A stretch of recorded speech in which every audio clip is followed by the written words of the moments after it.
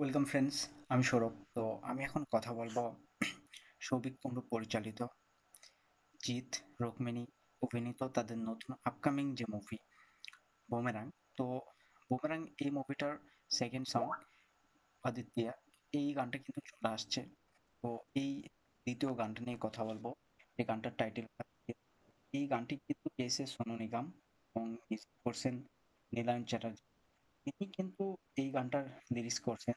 তো এর আগে আমরা কিন্তু দেবদার যে মুভিটা কাছের মানুষ, তো সেই মুভিটাতেও কিন্তু নীলায়ন চ্যাটার্জি মিউজিক এবং সোনু নিগমের একটি গান পেয়েছিলাম, যে গানটির টাইটেল ছিল মুক্তি দাও। তো সেটি কিন্তু অসাধারণ একটা গান ছিল। এটা আমরা প্রত্যেকেই জানি যে এই সোনু নিগম এবং নীলায়ন চ্যাটার্জি তাদের যে কম্বো, এই দুজন মিলে যে গানটা নিয়ে আসছিল অসাধারণ।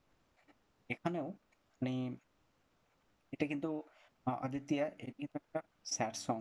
যদিও আমি আগের ভিডিওতে বলেছিলাম যে একটা রোমান্টিক সং সং আসবে। তো এখন মিউজিকটা কিন্তু বাঁশি যে সুরটা ছিল সেটা কিন্তু আমি ভাবছিলাম যে জিতের আগে গান আসছিল। তো সেই গানটার যে বাঁশির সুর বা মিউজিক, এটা আমি ভাবছিলাম যে একটা রোমান্টিক গান হবে। তো বেসিক্যালি এটা একটা স্যাড সং। তো যদিও রোমান্টিক গান হয় নাই, ইচ্ছা নাই, তারপরেও এই গানটা দুর্দান্ত ছিল। মানে দর্শককে কাঁদানোর জন্য ভাই এইরকম একটা গান দরকার। একটা মুভির মানে প্রমোশনের জন্য এরকম একটা গান দরকার। যদি এই গানটা ফার্স্টে আসতো তাহলে কিন্তু এই বুমেরাং মুভিটার ফার্স্ট সং নিয়ে যে মিক্স একটা রিয়াকশন হয়েছে, অনেকে অনেক খারাপ বলতো, সেটা কিন্তু বলতে পারতো না এবং মুভির হাইপটা কিন্তু প্রচুর হতো। যদিও এটা একটা সাইফাই কমেডি মুভি, আমরা প্রত্যেকেই জানি। আর এখানে চিত্রার যে ক্যারেক্টার, এরকম ক্যারেক্টার আমরা আগে কখনো দেখি নাই। আর রুক্মিণী, তার যে ক্যারেক্টার, রোবট একটা ক্যারেক্টার, সেটা কিন্তু মানে টিজার আমরা দেখছিলাম, মানে কিন্তু ব্যাপক ছিল সেটা। আহ, চিত্রার পারফরমেন্স হোক কিংবা রুক্মিণীর পারফরমেন্স, আসলে তারা খুব ভালো পারফরমেন্স দিয়েছে। তো এই গানটা সত্যি আমার অসাধারণ লাগছে, এক কথায় দুর্দান্ত।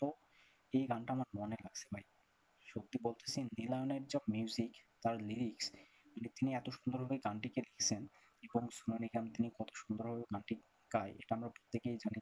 এর কারণ হলো মুক্তি দাও, সেই গানটা কিন্তু অসাধারণ ছিল। এত সুন্দরভাবে তিনি গানগুলো গেয়ে থাকেন।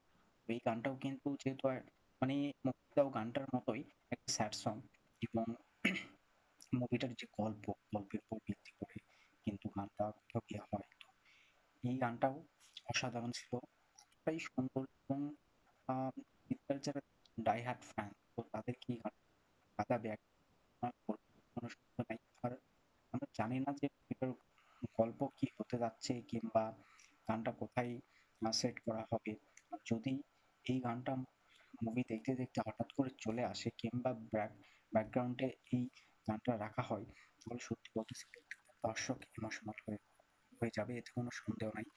আর গানটার যে মিউজিক ভিডিও, এখানে আমরা জানি যে জিৎ রুক্মিণী তাদের একটা কেমিস্ট্রি আমরা দেখতে পাবো। একে অপরকে তারা ভালোবাসে এবং কোথাও গিয়ে রুক্মিণীর মানে অন্য কোথাও বিয়ে হয়ে যাচ্ছে, তার গায়ে হলুদ হচ্ছে, মানে সেই সিনগুলো খুব সুন্দরভাবে তুলে ধরা হয়েছে। এবং সেও কিন্তু মানে কোথাও গিয়ে তার মনের বিরুদ্ধে গিয়ে এই বিয়েটা করতেছে, সে কিন্তু একদমই ইমোশনাল। আর জিদ্দা সে নিজের অফিসে বসে একদম ইমোশনাল। এই যে একটা সিন বা একটা গল্প এত সুন্দরভাবে এই গানটার মাধ্যমে ফুটে তুলেছে, এটা যদিও গানটা খুব 2 মিনিট 34 সেকেন্ডের একটা গান নিয়ে আসা হয়, ফুল সং নিয়ে আসা হয় নাই কারণে সেটা মুভির রিলিজের পরে অবশ্যই আসবে। তো এই গানটা আমার একদম হয়ে গেছে। সোনু নিগম তার কণ্ঠে গানটা জাস্ট ব্যাপক। আমি মানে যত প্রশংসা করব এই গানটার জন্য খুব কম হবে, সেটা খুব কম হয়ে যায়। সুন্দর একটা সোনু নিগম যে বারবার এরকম মানে সুপারহিট গান নিয়ে আসবে, বা নীলায়ন চ্যাটার্জি বারবার, তারা দুজন মিলে এরকম মানে সুপারহিট অল টাইম ব্লকবাস্টার গান নিয়ে আসবে, এটা কখনো ভাবি না। তো এই গানটা সত্যি আমার কাছে অল টাইম ব্লকবাস্টার হয়ে থাকবে। অসাধারণ একটা গান। আমি এই গানটা শুনে জাস্ট অবাক হয়েছি। এই গানটা আমার মস্ত হয়ে গেছে। যতবার শুনছি আমার ততবার ভালো লাগছে এই গানটা। মানে কোথাও গিয়ে আমি বারবার শুনছি। এই গানটা আপনাদের কেমন লাগছে সেটা অবশ্যই কমেন্টে জানাবেন। আর ভিডিও ভালো লাগলে অবশ্যই একটা লাইক শেয়ার করতে পারেন।